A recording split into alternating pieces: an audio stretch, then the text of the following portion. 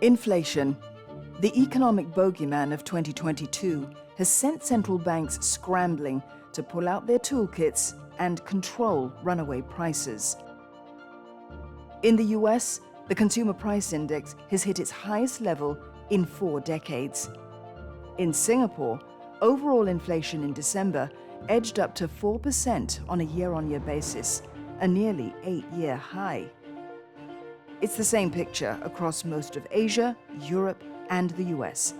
Economists polled by Reuters expect price increases of anywhere between 0.5 to 5% in these regions.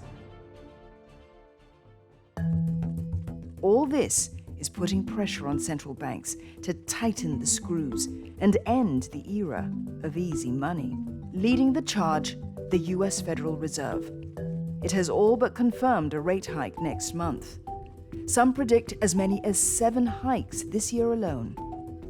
If you look at, the CME's Fed Funds Futures kind of probability calculator, it's showing about 3 times more likely that they go 50 basis points at the March meeting than 25 basis points. The Bank of England is poised to hike rates 4 times this year. Europe and Australia are also headed in that direction.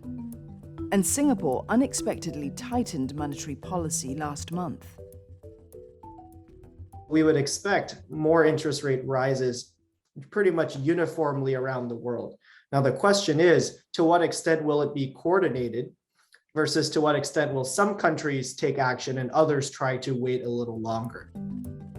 As the cost of borrowing becomes higher, how should you reposition your portfolios? The answer could lie in traditional sectors. And the number one, far and away area of relative strength has been the oil or energy sector historically into a rising interest rate environment. And if you've seen over the last kind of 6 weeks plus, all the big oil majors, oil futures, the ETFs, the drillers, anything upstream, anything downstream has significantly gone up. Others that do well as interest rates rise include consumer durables and emerging markets. On the flip side, tech and growth stocks are hit harder as they rely heavily on borrowing money. Already, the tech-heavy Nasdaq is down more than 7% so far this year. We have stocks that don't have strong cash flows today. We tend to call these growth stocks, right? We think they're going to generate a lot of cash flows in the future. We think those stocks tend to be slightly more affected by changes in interest rates. Experts say diversification, as always, is key. Investors should also stay the course. So if you have to pick just 5 or 10 stocks, maybe you want to reposition the portfolio.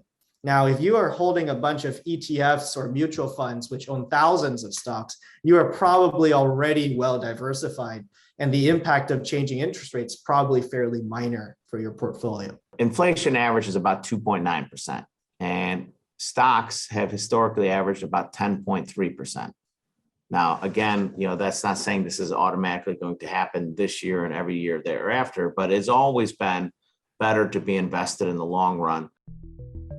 One area to keep an eye on, though, the property space. Homeowners who took advantage of extraordinarily low interest rates during the pandemic may feel the pinch, although experts say there are safety belts built into the system. I've done some calculations for a 20-year mortgage. A 25 basis point increase in interest rates would lead to about a 2.4% increase in monthly mortgage payments. Now, all this assumes that the market has no seat belts on, but in truth, because there is a TDSR involved in the computation for mortgage, for people taking on mortgage, which uses a notional 3.5% mortgage rate. This means that there's a large buffer in the market, and what we are seeing now is still within that buffer zone. It should not impact the market that much. Alan also notes that what's been driving demand in the last few years hasn't been lower rates, but rather growing affluence, the desire for bigger homes during the pandemic, and shortages in public housing supplies. Money made from the stock market, in particular big tech, has also driven demand. So how the market performs in 2022 and 2023 depends a lot on our opinion of how the tech stocks will perform in the next 2 years. I'm not so concerned about all these cooling measures because it's there, but somehow the people have ways and means to still afford private residential properties. With the pandemic still plodding on, experts say volatility will still be rife for at least the next 2 quarters. But if supply bottlenecks ease and economies open up more, there's also the chance the global interest rate hike may not be as dramatic as feared. They're going to be higher, perhaps, but not that much higher. So we think central banks will always lean on the side of supporting growth, and they will be helped by a secular decline in inflation. So I think all the forces which have pushed down inflation over the past 3 decades, it's hard to see them going fully into reverse, So probably we're not going to see big rate hikes. Higher rates are also not always a bad thing.